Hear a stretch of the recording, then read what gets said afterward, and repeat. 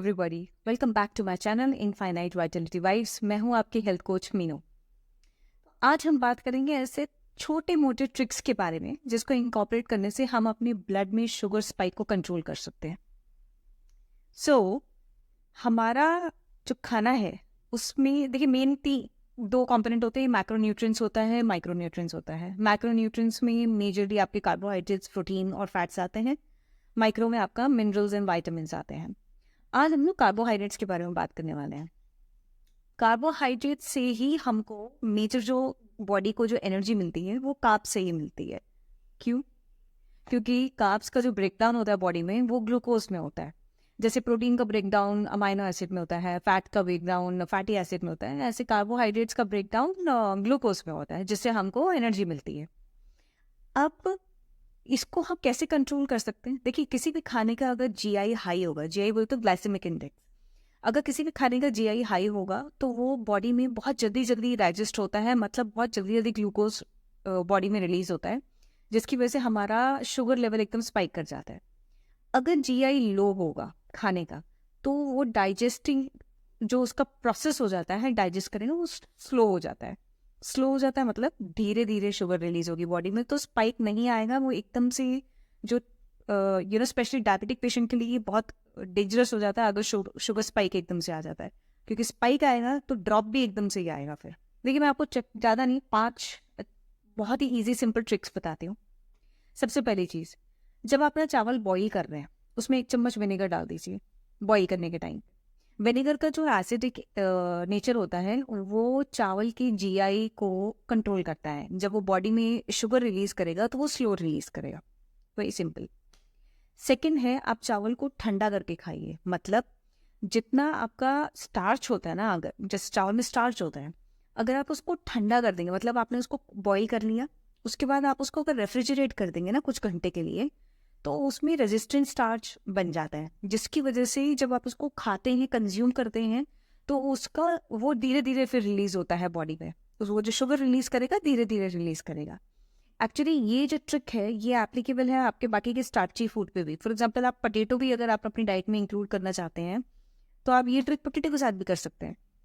Boil करिए, 3-4 घंटे के लिए उसको फ्रिज में रख दीजिए, उसके बाद दोबारा कुक करिए। आप आलू मटर बनाइए, भरता बनाइए, सब्जी में किसी और में डालिए, या आप उसका पराठा बनाइए, आलू का पराठा।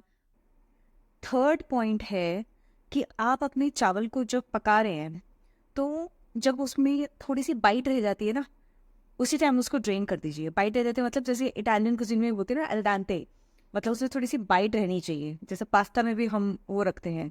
तो जब चावल में वो थोड़ी सी बाइट रह गई है, आप उसी टाइम उसको ड्रेन कर दीजिए and keep it aside for some time. वो अपनी स्टीम में ही खुद कुक हो जाएगा। रीजन क्या है कि हम जितना ज्यादा चावल को पकाएंगे, अगर ओवर कुक करेंगे उसको, तो वो पानी ज्यादा अब्जॉर्ब करेगा। पानी ज्यादा अब्जॉर्ब करेगा मतलब बॉडी के लिए बहुत ईजी होगा उसको ब्रेक डाउन करना। जल्दी ब्रेक डाउन होगा मतलब जल्दी से ग्लूकोज रिलीज होगा और स्पाइक आएगा। तो इसीलिए चावल को पार बॉईल करने से जस्ट पहले, जब उसमें हल्की सी बाइट हो, उसी टाइम उतार दीजिए उसको। Fourth point is adding curd with your food. अगर आप खाना खाने के साथ 1 कटोरी कर्ड ऐड कर लेंगे, वो भी बहुत हद तक हेल्प करता है to control your sugar release in the body, क्योंकि कर्ड भी एसिडिक होता है नेचर में, तो वो भी आपके शुगर रिलीज को कंट्रोल करता है। फिफ्थ पॉइंट है adding a good quality fat with in your food. जब हम गुड क्वालिटी फैट की बात कर रहे हैं तो हम देसी घी बोल रहे हैं, अवाकाडो ऑयल हो गया, ऑलिव ऑयल हो गया, कोई भी फैट हो, उससे कोई फर्क नहीं पड़ता, ठीक है ना। लेकिन फैट डालने से क्या होता है, फैट का जो जीआई है वो होता है बहुत लो। तो जब वो किसी हाई जीआई फूड के साथ मिक्स करके आप खाते हैं तो वो कहीं ना कहीं उसको एवरेज आउट कर देता है। तो बॉडी में शुगर धीरे धीरे रिलीज होगा, एकदम से स्पाइक नहीं आएगा।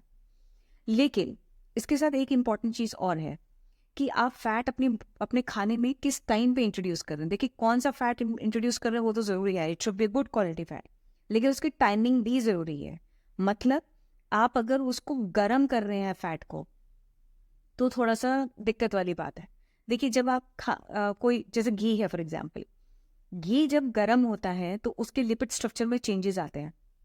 यही चीज फॉर एग्जाम्पल 150 डिग्री पे जो उसमें चेंजेस आए हैं वो चेंजेस और ज़्यादा अलग हो जाएंगे जब वो 250 डिग्री के टेम्परेचर पे पहुंचेगा, और वो फर्दर डिटोरेट ही होगा, वो कोई बहुत अच्छी चीज़ नहीं है आपकी बॉडी के लिए।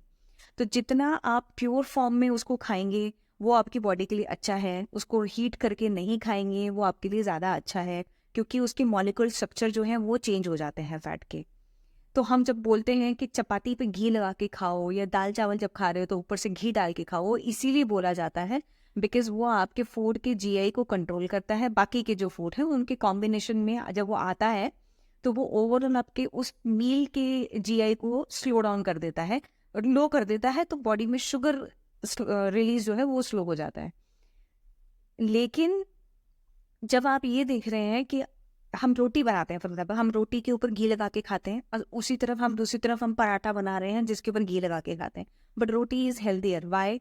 क्योंकि रोटी पे तो हम घी नीचे उतारने के बाद लगा रहे हो ना, आप तवे पे घी मत लगाइए। आपको पराठा भी बनाना है तो प्लीज बनाइए, स्टफ पराठा बनाइए, लेकिन उसको सेकिए जैसे जैसे नॉर्मल रोटी की तरह सेकते हैं वैसे ही सेकिए उसको। जब आप उसको तवे से नीचे उतार लें तब आप उस पर घी लगाइए।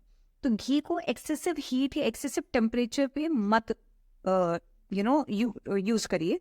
तो घी तवे से उतारने के बाद पराठे को, उसके बाद आप उस पर घी लगाइए, मजे से खाइए, कोई प्रॉब्लम नहीं है। बस इतनी छोटी छोटी सी ट्रिक्स हैं, ये अगर आप इनकॉर्पोरेट कर लेंगे तो कुछ हद तक आप अपने स्पाइक, जो शुगर स्पाइक है, उसको कंट्रोल कर सकते हैं। So if you like my content, please like and share and subscribe my channel for more such content. Till my next video, keep spreading infinite vitality vibes. मैं हूँ आपकी health coach Meenu. Thank you.